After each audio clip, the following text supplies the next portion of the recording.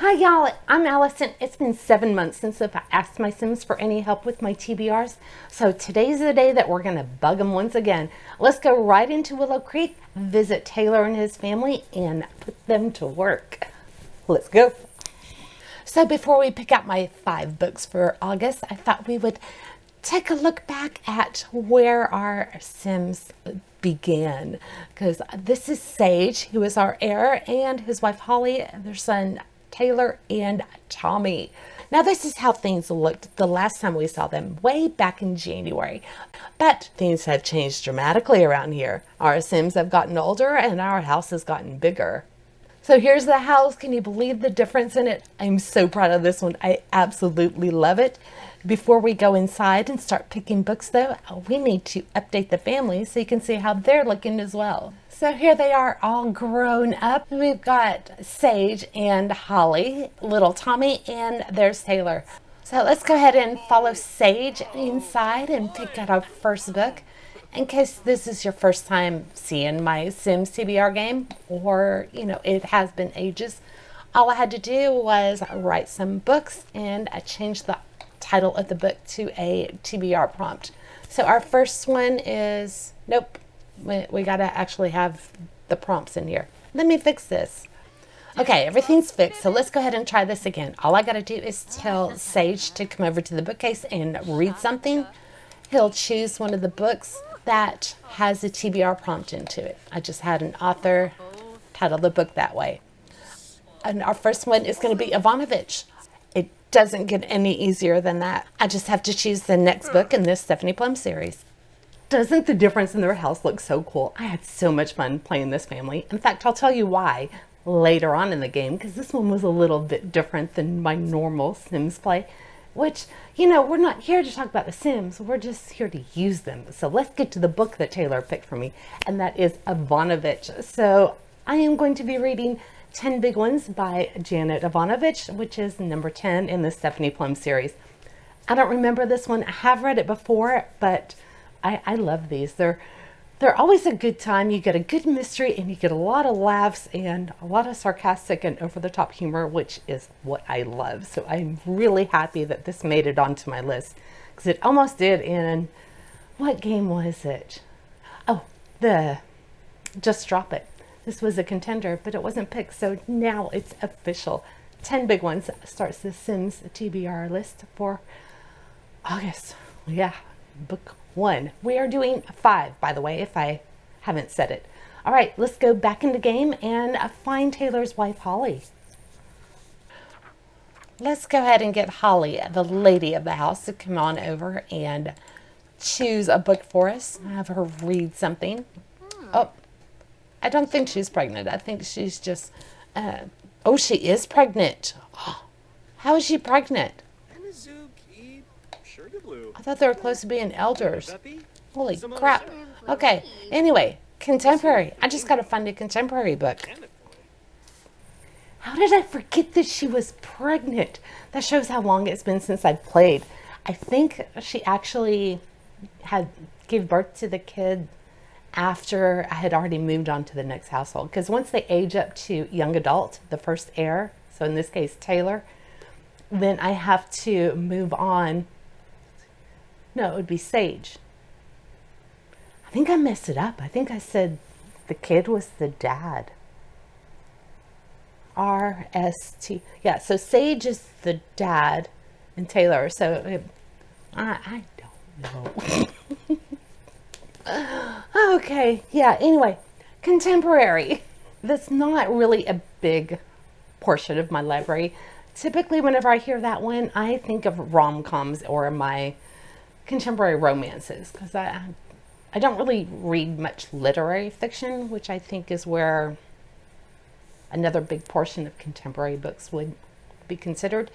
Anyway, as soon as I got this one, I was like, it's been a while since a meant to be novel has been out. The last one that came out was Tangled Up in You by Christina Lauren, and I remembered reading this for my birthday. I think it was last year or last summer. I was like, there's got to be another one out by now, right? And there was. So I looked online and realized Worth Fighting For by Jessie Q. Satanto, one of my favorite authors, if you haven't figured that out already. Wrote the 5th book for the Meant to Be series. These are retellings of Disney classics, but for adult contemporary, and this is a retelling of Mulan. Once I realized it was available, I dropped everything, ran to the mall, and picked up my copy, and then came back quickly because, y'all, it is tax-free weekend. It is a zoo out there. I thought, well, I'll go to the mall, grab a book or two, go have a slice of pizza in the food court, then come home. Oh, hell no. I parked way out in the boondocks because that's all that was available. Ran in, grabbed my book, and left. Yeah, everybody in town is at the mall right now. So, anyway, Worth Fighting For. I am excited. This whole series is so much fun. It starts with If the Shoe Fits by Julie Murphy. This is a cross between The Bachelor and Cinderella, but the stepsister and the stepmother and Cinderella actually get along. So good. So I'll be reading the 5th one in that series for my contemporary book. So I have to thank Holly for that. Kind of keeping my birthday tradition alive, which I love. So you know what? Before we have Lilith, our resident vampire and roving librarian, pick something for us. And let's go ahead and have her get into some regular clothing. She's still dressed up from Christmas. Okay, there we go. She's getting extra hungry. Hopefully she's not about to chow down on the family. Let's see if I can find another bookcase for y'all. Here's that look at the downstairs, by the way. Okay, so Lilith is going to go use one of the new bookcases that I just placed upstairs, because there was only one in this entire house. And I want y'all to get a look at everything to see how it all is. I've got a little study nook over here in the corner, but apparently she's going to come back downstairs. I don't think there was any seating. Aw. She was kissing him. Okay, let's see what our next prompt is. Hold still. Come on, Lilith. Oh, TBR jar. I don't know which jar, so. This was back when I only had like one. So what we'll do is we'll spin the TBR jar wheel. Yeah, I've got so many, I have a wheel. Crazy, right?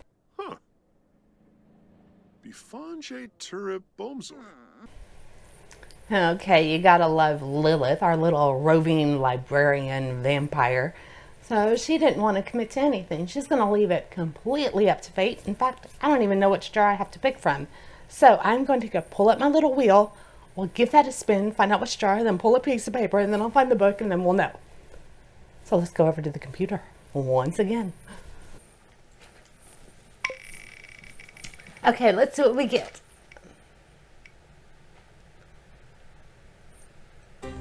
$2022 bag. I was a little scared that I would get 2025 because I haven't made that one yet. So instead, we've got this little one. And these are all the books that I bought in 2025. I haven't cleaned it, or 2022. I haven't cleaned it out. So let's see. These were blue. Oops. I grabbed two. So we'll just go with this one, and if I have read it already, then we'll use the other one that I pulled. Let's see. I can't. Okay. Blind date number 4. Oh my God. Now, if you have been keeping up with my TBR games and stuff, you've been around my channel, you might remember way back in 2022, I was buying blind date books at Barnes & Noble. In fact, I bought it on March 30th, 2022. Today is August 9th, 2025. It's been wrapped up for 3 years, what, 3.5 years almost? And I don't know what book it is. So, I get to find out. So we're going to open this right now. All I know is that it was fiction, pitch perfect and wise, perfect summer read, and humor with an impeccable ear. So, sounds like it should be something that really appeals to me. Question is it something I already own, and am I going to like it? So I'm excited. Oh, and in case you're wondering, things change in the background. It's because, yeah, at first I had the chicken jar, but I didn't record it. So I pulled this one out of my nonfiction jar, which is hide and seek. And I think I might, I don't know. I might read it anyway this month. We will see. Okay, so let's open this up and find out what it was. It did cost me $16.99. But I'm excited. This is the last one. I don't think they're doing these anymore. It's kind of a leftover from Valentine's. Okay. Oh. Trying to think of what books I have that are that color. Oh, I can't think of many. Rich and Pretty. I do not have this. That is cool. Because I have a lot of books. I can't believe I finally got to open it. I've been moving it around for years. It used to live up on the shelf with my thrillers. Okay, so Alam has near telepathic knowledge of the female mind. A feat of intense observation. Oh, he's talking about forget that. It's a blurb about the author. We don't want to know that. Let's see. Oh, okay. This is actually going to be pretty, I have a feeling this is going to get pretty intense, or it might. So it's best friends Sarah and Lauren, closest sisters for 20 years. They've been together through high school, college, 20s, and their 30s. Sarah is the only child of a prominent socialite, works at a charity, and is methodically planning her wedding.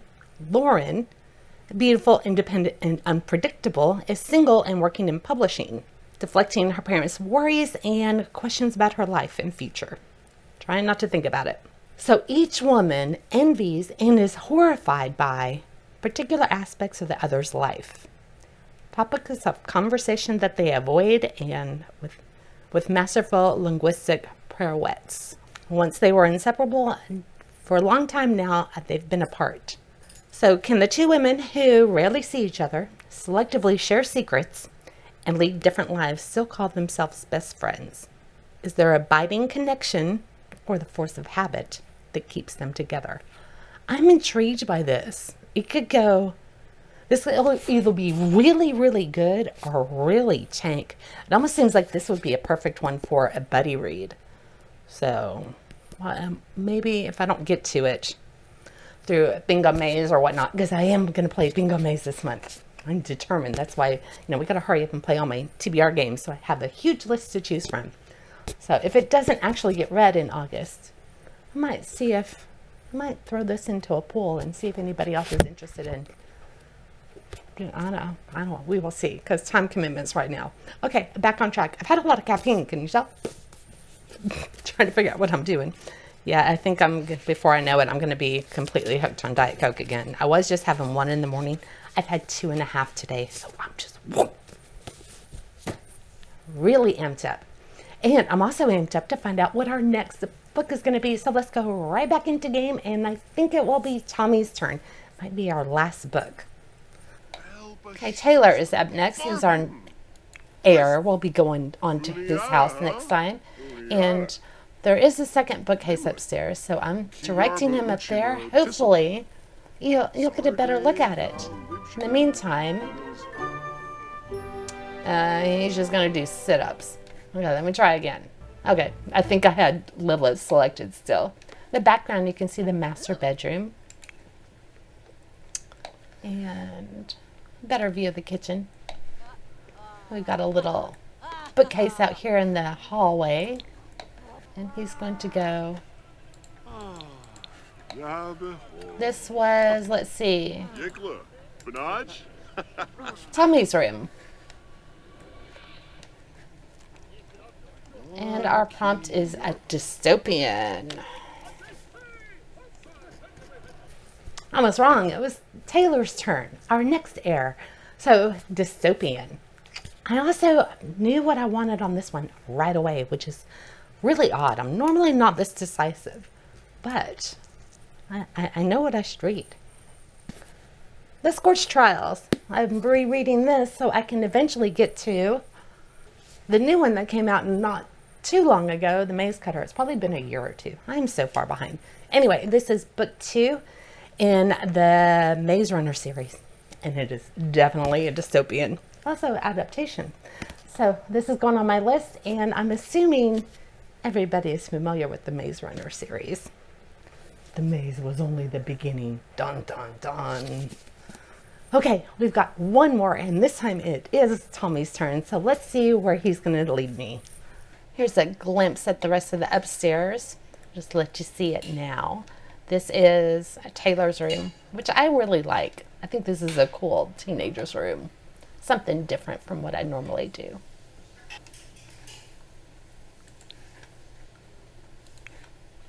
We're going to send Tommy back downstairs. We'll pick a book from the living room.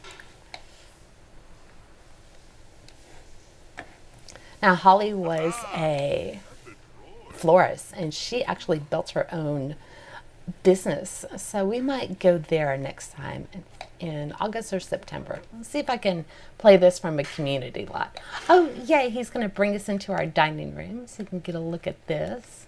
Has a little bit of a craftsman's feel in this house. And our prompt is where. Okay. That's another author. Alison Ware. She writes nonfictions, mostly about the Tudors. So here is the final look at the house. We got a basketball court out here. I just really love this one. And don't forget, we had a hidden basement down here because, one of the best things about playing this house was any whim they had to buy something, I had to buy it right then and there.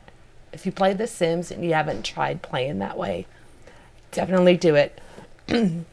Make one of your Sims materialistic, and anytime it pops up that they have a wish to buy something, you have to buy that before they can spend money on anything else. And it becomes really interesting trying to work that stuff into your house and still have everything look good. That's why we ended up with the hidden basement, because, they were wanting to, I think we had to buy this, this is a microscope, can you believe that? But we had to buy this before they even had like a bedroom for everybody. So, oh no, well, I'm yakking away. Apparently he was eaten by the cow plant. Okay, the little Sims are determined that I get some culture, read some nonfiction, because Tommy chose Ware, which specifically is Alison Ware, one of my favorite, I will say it, my favorite biographers. And she specializes in the Tudor dynasty. So I could go all the way back to Eleanor, Anto whatever, or up to Elizabeth I. But I think what I'm going to do is attempt to fill in a little knowledge gap, because I don't know anything about the princes in the tower other than Richard III, I think it was their uncle. And there's conspiracy theory that he had them boarded up in a tower, the tower, and that's how he became King of England. But I don't know any of it. So I'm going to put this one on my list. I am looking forward to it, because while it will be very well documented and everything, she also writes it with a